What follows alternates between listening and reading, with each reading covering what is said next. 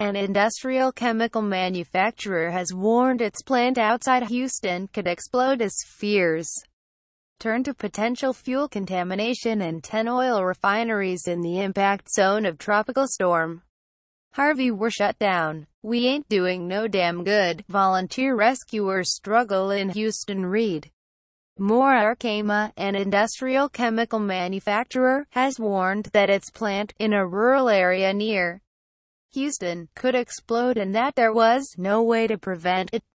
It is unclear how big an explosion might be, and officials have not disclosed the amount of chemicals on site.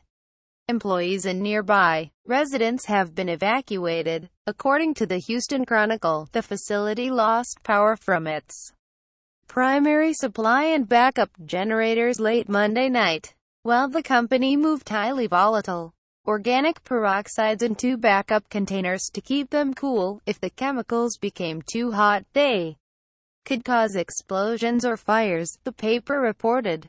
The storm began to move away from Houston late on Wednesday, inundating the industrial Texas cities of Beaumont and Port Arthur and making landfall again, coming to shore in southwest Louisiana. 6 oil refineries have begun the process of assessing damage and restarting, while 2 refineries in the Gulf Coast region are operating at reduced rates, the department said. A major refinery in Port Arthur was closed on Wednesday after cutting its output to 40% a day earlier.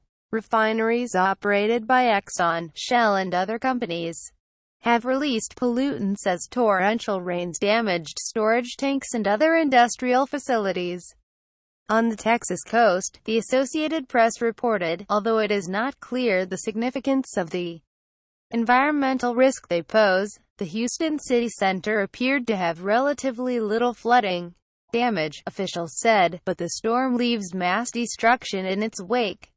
More than 32,000 people are in shelters across Texas, and there are about 107,000 power outages statewide, Governor Greg Abott said. Late Wednesday afternoon, the official death toll rose to 23 after authorities reported that a married couple who drove a pickup truck into floodwaters drowned after a current from a nearby creek swept the vehicle away. Earlier, the Harris County Sheriff's Office confirmed 2 drowning deaths north of Houston. The toll is expected to rise.